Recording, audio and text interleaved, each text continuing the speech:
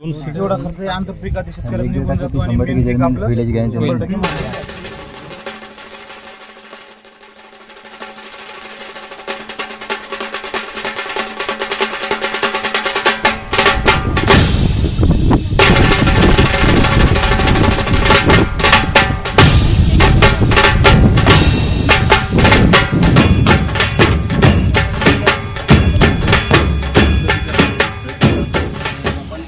बियाणं आता आपलं उगवण क्षमता आपण तपासली पहिले.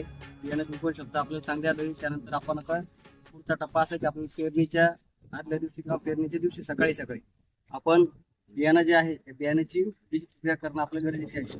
बियाण्याची बीज प्रक्रिया यासाठी करायची की बा आपलं जे बियाणं आहे आपलं बियाण्याची उगवण क्षमता चांगली आहे, परंतु झाडं निरोगी राहावे, चांगले त्यांना त्याची वाढ चांगली निरोगी व्हावी, चांगली त्याच्या उत्पादन आपलं वाढावं यासाठी आपल्याला बियाण्याची प्रक्रिया करायची.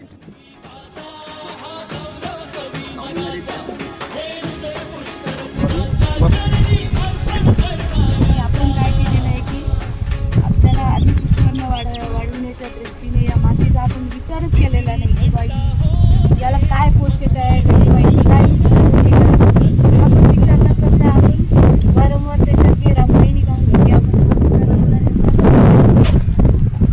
आता ही जमीन आहे. आता खरा पिरियड जो आहे ना हा एप्रिल ते मे महिना माती नमुना काढायसाठी खूप म्हणजे चांगला पिरियड आहे. कारण यावेळेस कसे शेतामध्ये कोणतीही पिकं नसतात आणि आपल्याला पूर्ण जमिनीचा मजदूर आहे ते एका नजरेने आपल्याला दिसू शकते की आपली जमीन इथे काळी आहे, इथे खडकाळ आहे, इथं चोपण आहे असं आपल्याला माहीत पडते. त्याच्यामुळे आपल्याला जमिनीचे भाग समान भाग आता समजा आपली एकरभर जमीन आहे आपल्याला माहिती आहे की आपल्याला कमीत कमी 7 ते 8 ठिकाणचा माती नमुना आपल्याला गोळा करायचा आहे.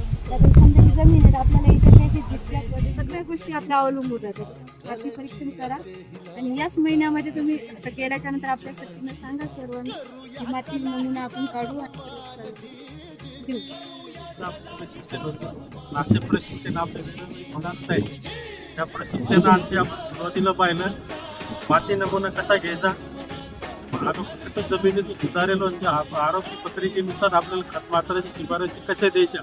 त्यानंतर आपण पाहिलं बियाण्याची साफसफाई करून ते पेरण्यासाठी आपण बियाणं ठेवलेलं आहे ते बियाण्याची उगवण क्षमता तपासून घ्यायची आणि उगवण क्षमतेच्या तपासण्यानुसार ते बियाण्याची आपण मात्रा ठरवायची. त्यानंतर आपण जे बियाणं पेरणीकरता वापरणार आहोत, जसं आपण बाळाला लसीकरण करतो तसंच त्याला आपण बीज प्रक्रिया करायची. याच्यामध्ये आपण पाहिल्या 2 प्रकारच्या बीज प्रक्रिया पाहिल्या. हवामान अनुकूलन तंत्रज्ञानाचा वापर करताना शक्यतो टोकन यंत्र असो किंवा बीबीएफ असो याचाच वापर शक्यतो करायचा. त्या बाबी आज आपण या इथे शिकलात. आपण या प्रशिक्षणाकरता सर्व कृषीताई तसंच प्रगतशील शेतकरी, युवा शेतकरी, आमचे कर्मचारी, अधिकारी तसेच याच्यामध्ये डेली खरंच वाटा घेऊन काहीतरी नाविन्यपूर्ण आपण करत आहोत. आपल्या शेतकरी बांधवासाठी पत्रकार बंधू असो इतर क्षेत्रातील असो सर्व इथं उपस्थित राहिले त्याचे मी कृषी विभागाच्या वतीने आभार मानतो. आणि त्याच्या पाडव्याच्या परत आमच्या कृषी विभागातर्फे शेतकऱ्याचे नवीन वर्ष सुरू होणार आहे त्याच्यासाठी आपण जे उपाययोजना करणार आहोत उद्यापासून त्यांना परत तुम्हाला एकदा आमच्या कृषी विभागातर्फे गुढीपाडव्याच्या हार्दिक शुभेच्छा देतो आणि अध्यक्षाच्या वतीने प्रशिक्षण संपन्न असे जाहीर करतो. नमस्कार.